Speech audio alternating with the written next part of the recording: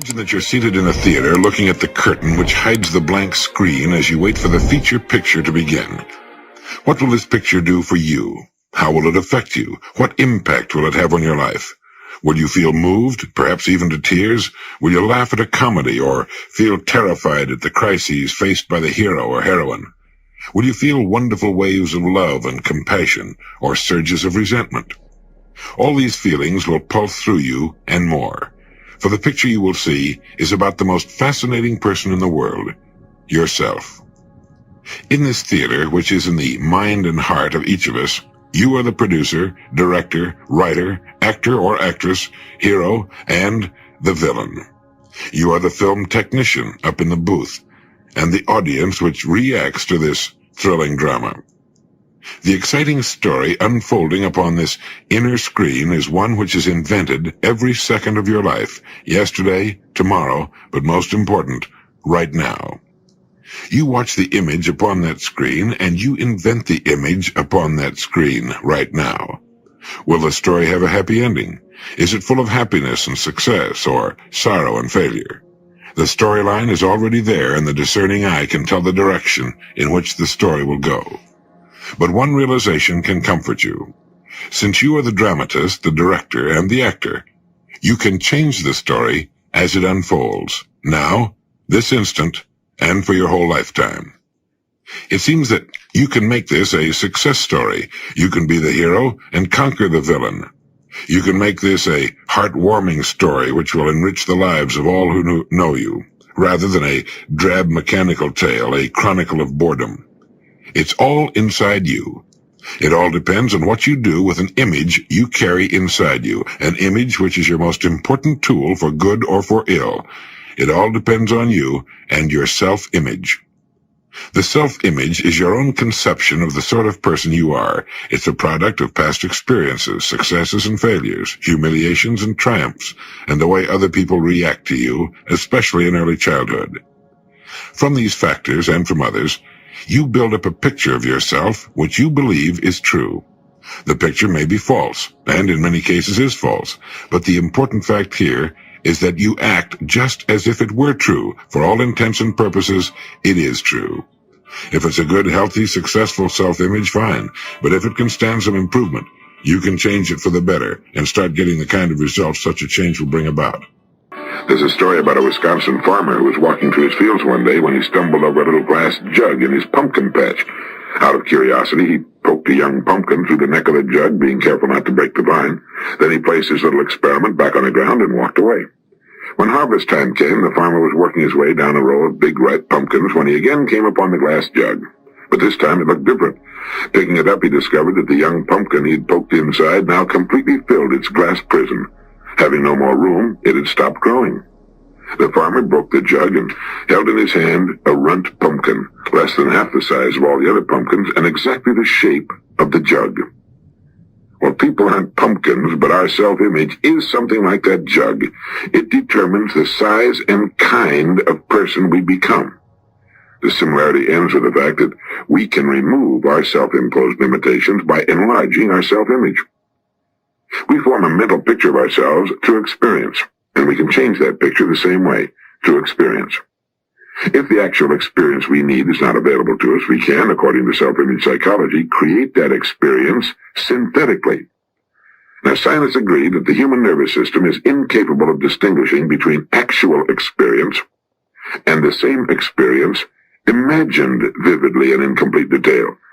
Worry is a good example of this synthetic experience.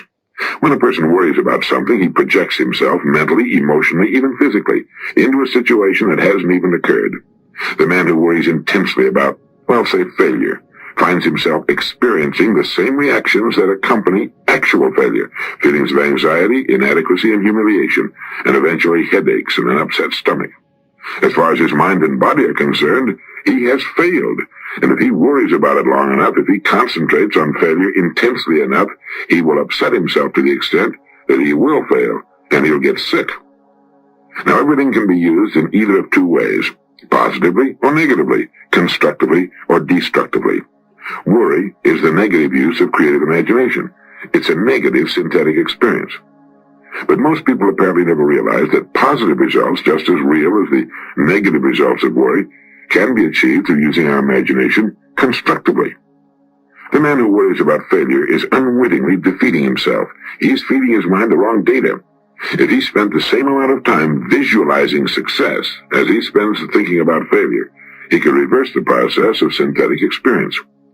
Instead of anxiety, he could develop confidence, self-assurance, poise, and a feeling of well-being would replace apprehension.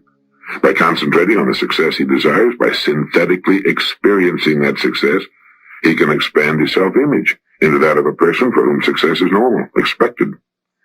Why not practice holding the self-image of the person you most want to become? This is the person you can become. Use your spare moments to concentrate on your goals and the greater success you seek. Analyze your past successes and formulate ways your success can be increased in the future. Put more into the positive use of your imagination than you ever put into its negative use, worry. You're merely reversing the same creative process. Now it's working for you instead of against you. Nobody pokes us into glass prisons beyond which we can't grow, but all too often, almost unknowingly, we set unnecessary limits for ourselves by holding a self-image that's restricted, inadequate for the full realization of our potentialities. Each of us is, at this moment, the product of all his thoughts and experiences and environment up to this point. Through thought, we can control to an almost unbelievable degree both our experience and our environment from here on. Whether or not we choose to direct our own course through life is entirely up to us. The important thing is to know that it can be done. One time the late Dr. Maxwell Maltz, whom we called Uncle Max, dropped by my office for a chat and lunch. We got to talking on his favorite subject, namely how a person can come to grips with himself, develop a healthy self-image, and find freedom in the world. He told me he had discovered 4 important steps a person can take on a regular basis to form the new habits that can build a healthy, new self-image. And as he talked at lunch, I made notes on a scrap of paper. Here are his 4 points in the order in which he gave them to me. Number 1, forgive others with no strings attached. You must clean the slate absolutely. Forgive every person against whom you might hold some kind of grudge. Clean the slate. You do this for your own sake, your own peace of mind. We don't hurt others when we hold hatred toward them. We hurt ourselves. Seriously, it can lead to serious illness. So number 1, forgive others, all others. If you cannot take this first step, you can forget the rest. You haven't grown up yet. 2, forgive yourself. See yourself with kind eyes. Try to forget completely all the idiotic things you've done, the pain you've given to others, the embarrassments you've suffered, the mistakes you've made in the past. Forgive yourself. Wipe clean the slate. Look in the mirror, he said, and forgive yourself. Practice this, and you can actually pull it off. Now, it's not easy to forgive ourselves. We tend to be much tougher on ourselves than we are on others. But the fact is, blame doesn't help. It's a destructive emotion. See yourself with kind eyes. That's number 2. Number 3, see yourself at your best. As Dr. Maltz put it, we can start the day in frustration or confidence. Take your pick. Now, the intelligent thing to do is to pick confidence, if it's at all possible. There are bad days, but it's better to begin the day in a confident mood than in a mood of frustration. And number 4, keep up with yourself. Don't worry about what others are doing or what others have done or have. Keep your pace. It's different from the pace of others. It's faster than some. It's slower than others. Forget the Joneses, and don't feel guilty about moving ahead of some of your contemporaries. The person who deliberately holds himself down to a slower pace just to be one of the gang is a fool. Keep up with yourself. Live the life you want to live. Earn what you want to earn in serving others, and do what you want to do. Live your own life, and don't be too concerned about how others are living theirs. Everybody on Earth is inferior to everyone else on Earth in certain areas, and superior in other areas. This is why the well-adjusted person, the person who knows himself, isn't bothered because he can't dance as well as so-and-so or play golf or bridge as well as someone else.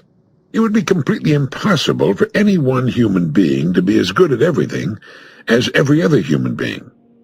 In his fine book, Psycho-Cybernetics, Dr. Maxwell Maltz wrote, "Inferiority and superiority are reverse sides of the same coin. The cure lies in realizing that the coin itself is spurious. You are not inferior or are not superior. You are simply you.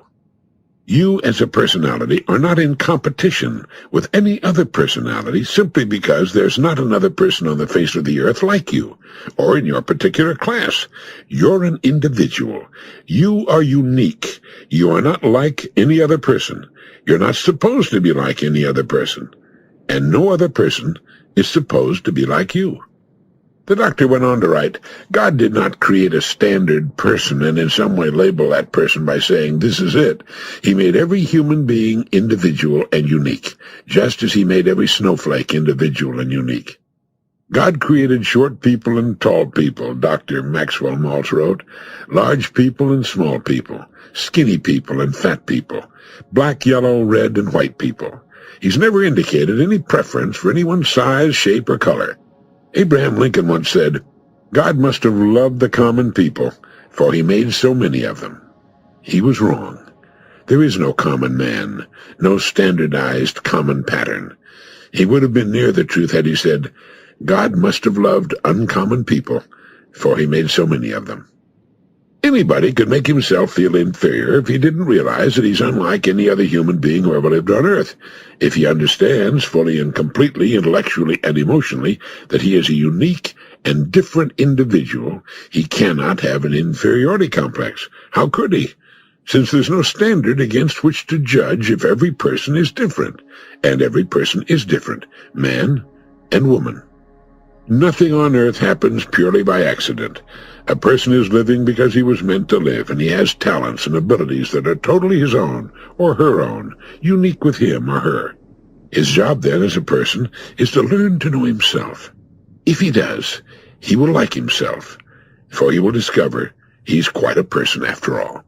He will recognize and accept the things he cannot do as well as some other people, but he'll also understand and appreciate those things it's been given him to do well. He will accept himself for what he really is, one of a kind, as different from every other person on Earth as his fingerprints or his signature. A human being is the finest, the noblest, the most godlike creature ever produced on Earth. Not to be thankful for such a gift is the worst kind of ignorance, and an inferiority complex is a phantom, a ghost with no real substance. In the light of knowledge, it disappears. Of all the traps and pitfalls in life, self-disesteem is the deadliest and the hardest to overcome, for it is a pit designed and dug by our own hands, summed up in the phrase, "It's no use, I can't do it." The penalty of succumbing to it is heavy, both for the individual in terms of material rewards lost, and for society in gains and progress unachieved. On those days when we're most subject to fearful unbelief in ourselves, when we most doubt ourselves and feel inadequate to our task, isn't it precisely then that we're most difficult to get along with? We simply must get it through our heads that holding a low opinion of ourselves is not a virtue, but a vice. Jealousy, for example, which is the scourge of many a marriage, is nearly always caused by self-doubt. The person with adequate self-esteem doesn't feel hostile toward others. He isn't out to prove anything. He can see the facts more clearly, isn't as demanding in his claims on other people. The housewife who felt that a facelift might cause her husband and children to appreciate her more really needed to appreciate herself more. Middle age, plus a few wrinkles and a few gray hairs, had caused her to lose self-esteem. She then became supersensitive to innocent remarks and actions of her family. And so here's Dr. Maxwell Maltz's prescription for restoring your self-esteem. Stop carrying around a mental picture of yourself as a defeated, worthless person. Stop dramatizing yourself as an object of pity and injustice. You know, the word esteem literally means to appreciate the worth of. Why do men stand in awe of the stars and the moon, the immensity of the sea, the beauty of a flower or a sunset, and at the same time downgrade themselves? Did not the same Creator make man? Is not man himself the most marvelous creation of all? This appreciation of your own worth is not egotism unless you assume that you made yourself and should take the credit. Do not downgrade the product merely because you haven't used it correctly. Don't childishly blame the product for your own errors like the schoolboy who said, "This typewriter can't spell." But the biggest secret of self-esteem is this: begin to appreciate other people more. Show respect for any human being merely because he's a child of God and therefore a thing of value. Stop and think when you're dealing with people. You're dealing with a unique, individual creation of the Creator of all. Practice treating other people as if they had some value, and surprisingly enough, your own self-esteem will go up. For real self-esteem is not derived from the great things you've done, the things you own, or the mark you've made, but an appreciation of yourself for what you are. I think most people start out with a wonderful self-image. I think babies, little children start out just, so with it, so full of life and fun, and then they're ground down quite often by their environment and pushed into little rigid cubby holes into which they're forced to work and live, and they don't always come out of it all that well. People are individuals. There are no two human beings alike. The possibility of there being two human beings alike, the possibilities are so remote, so staggering that it probably has never happened and will never happen, except in the case of single-egg twins, I suppose. So a person is a single, original human creature. He is different in certain ways from all other human beings. Yet when he gets into kindergarten and into school, he's forced to be like all the other little kids. He has the same desk, he has the same pencils, does the same studies. He begins to be pushed into a part of a group. Now, it's important to work as a part of a team. It's important to be a good team worker. It's important to be a good team member. It's important to do your part in that kind of an arrangement. But he lives so much of that, and his mother tells him that you shouldn't do that, you shouldn't do this. Good little boys don't do that. Good little girls don't do that.